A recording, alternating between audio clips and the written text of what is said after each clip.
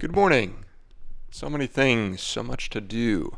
I wanted to talk a little bit about, routine was the topic I was on before all of this new job stuff happened. So I'm 4 days into trying to stick to this new routine, waking up earlier in the mornings, going to bed earlier at night.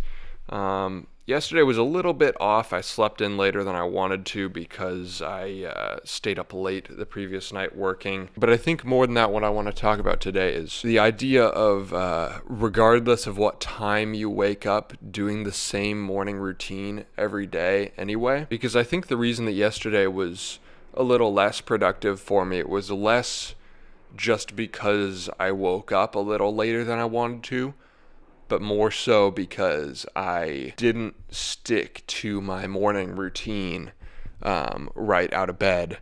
And so, the day just immediately felt off. Getting on your phone or on YouTube or whatever right out of bed is like everybody knows it, but it's like the worst possible thing you can do to start your day. Because it's a weird mix of qualities where it turns your brain off in the same way that, like relaxing in any other way does, but it doesn't actually relax you. Like, it still kind of drains your energy to be scrolling on social media or whatever. Like, if you spend an hour reading a book or something, you're not drained. You're relaxed. But if you spend an hour scrolling TikTok or something, you're going to be drained and also you're just going to feel like crap in general, which everybody knows, but it's weird that we fall into it anyway, or like use it as like this relaxing like break period, even though it's not at all a de-stressor. I'm not really on social medias that much, but I am, I find myself scrolling YouTube every once in a while, and that happened yesterday, and that was just not the right way to get my day off to a good start. But that's okay. You have more productive days and you have less productive days. I'm feeling good today. One thing I've been trying to do just in general, over the past couple of years, I've cut out a lot of social media usage. And right now I'm experimenting with just watching more movies and TV shows instead of YouTube. It's interesting because, if I'm going to try to be a full-time YouTuber, like, I do want to watch a lot of YouTube for, market research, just figuring out what people are doing. But at the same time, I think TV shows and movies can be just as valuable or more valuable for the kind of content that I'm making that's very, well thought out and well shot. I think getting inspiration from TV shows and movies can be more useful in some ways than just watching your average YouTube slop. Not that I'm saying like, oh, my content is above YouTube.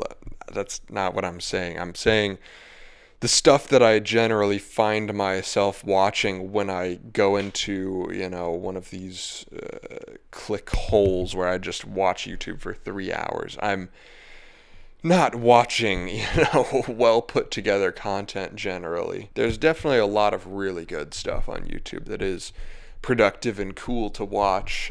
You can learn a lot through YouTube. Last night I was watching a Volanda's video. He's like a filmmaker, a YouTuber type guy. In one part of the video he shows on the screen one of his shots before and after the color grade. And so I screenshotted the clip before the color grade, and I just put it into DaVinci and tried to grade it in the same way that he did. And I tried my best to make the shot match.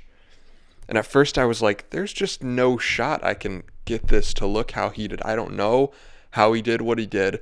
But after tweaking with it and trying some new methods and learning my software a bit better, I got it to pretty much match. And that was like extremely satisfying and an extremely good learning experience of just applying stuff that people are teaching through YouTube. I put that color grade on my clips from yesterday, and it actually looked really good. So this is yesterday's clip, the way that I quickly and sloppily graded it for the post. And then this is the grade that I tweaked forever and learned some new stuff on based off of the Volandas video. I also shot a second video yesterday for Pappas's daily series, and so I threw the color grade onto that as well, and it also looked very good. Now, because he's on FaceTime in this, the iPhone is obviously overexposed, so then I had a bit of fun and I manually masked off the iPhone screen and turned the curves down on that, and now the shot just looks amazing. And all of this is the same look that I could export to a LUT and apply to everything. So I don't know. It's not like I'm going to directly rip the Volandas color grade, but it's cool to see, new methods of doing what I'm trying to do. And also even the parts of it that aren't that different from what I was already doing, it's cool to see it validated by somebody that I look up to as a filmmaker and as a colorist. Anyhow, I know yesterday I said I would talk today about YouTube as my plan A, but I wanted to talk about this other stuff today. So I've got a lot of topics for the next week or so to cover. That's all for today. I'll talk more about something tomorrow. We'll see you tomorrow.